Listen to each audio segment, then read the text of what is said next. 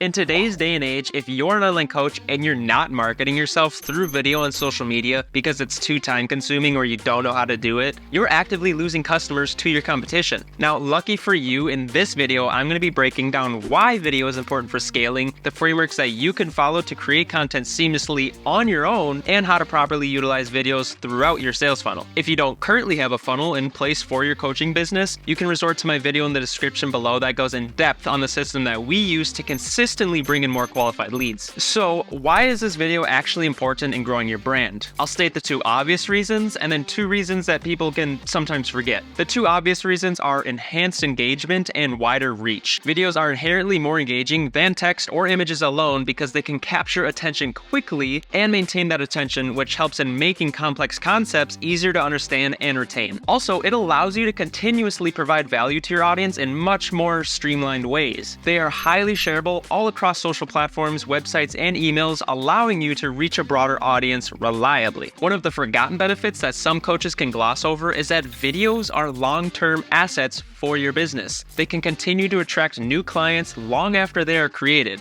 and they can be repurposed for different platforms and products, making them cost-effective for marketing. Also, you can use them solely as the main driver to get unaware prospects from the top of your funnel sent all the way down to the bottom of the funnel into a booked call. And if hearing that excites you, I'll walk you through exactly what you can do to start creating and implementing them on your own. But before we get into that, the second forgotten value that video has is that it actually allows you to connect with your audience like a human. People want to talk and buy from other people, not just businesses. So, by using videos to nurture your audience and develop actual trust is what can set you apart from the other self-proclaimed gurus.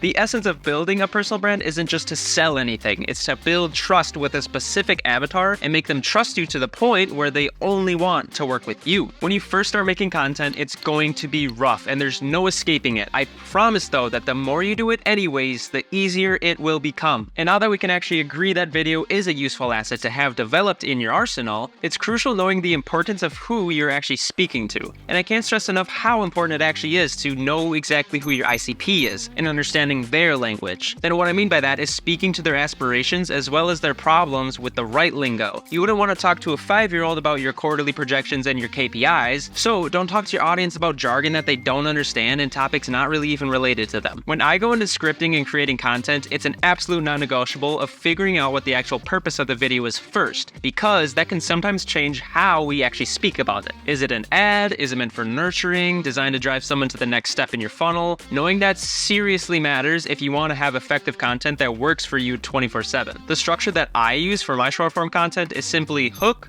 value, call to action. And the hook is by far the most important part and is a must in every single video that you create. No more, "Hi, my name is John, I wanted to jump on and talk to you about..." Stop.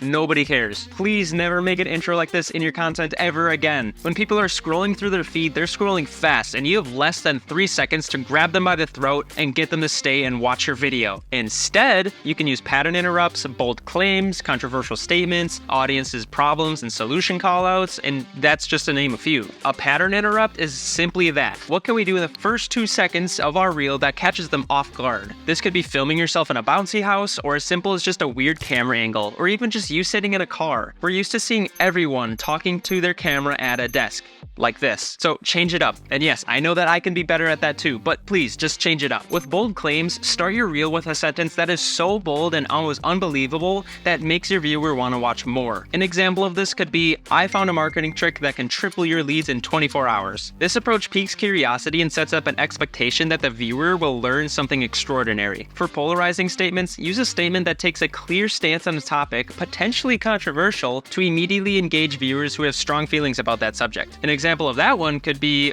"Why using hashtags on your post is actually hurting your reach." Saying that instantly connects with viewers who agree and intrigues those who might disagree. And then we also have audience problem and solution callouts. You want to try to directly address your target audience with a specific problem that they face or a solution that they seek. An example that I've used before is, "Attention high-ticket online coaches, stop wasting money on ineffective ads. Here's what works." This method is a effective because it immediately resonates with the viewers who are experiencing the problem or seeking the solution. And you can also take these examples to the extreme on either side by making it positive or negative. And what that can look like for one hook could maybe be X made me $10,000 and it's easier than you might think. And then that can be negatively turned around into you're losing $10,000 every day by not doing X. Does that make sense? The middle of your video, or the value, is the section of our framework that is simply making good on the promise in our hook. You want to have a concise and value-packed message that clearly rewards the person for listening further. If you're having troubles knowing what that can look like for each different video, simply go into ChatGPT and ask questions around the topic to give you clarity on how to word it and what is actually valuable enough for your audience to keep listening. But you don't want to specifically just rely on that. Since you are the professional, it's important that you actually know what you're talking about so that you're not just saying sucky fluff. A simple trick is just by using your past experiences and relating them into the theme. No one can deny what you've already gone through in the past. Okay, awesome. So now moving next into the caboose of the framework, which is the CTA or the call to action, you really don't need to overthink this part. Ask yourself, what is the purpose of the video and what do I want the viewer to do from it? It relates back to what I had talked about earlier with knowing exactly how each piece of content will be used. Some examples you can use for the top of funnel call to actions are go through my past content and give me a follow for more helpful tips on X.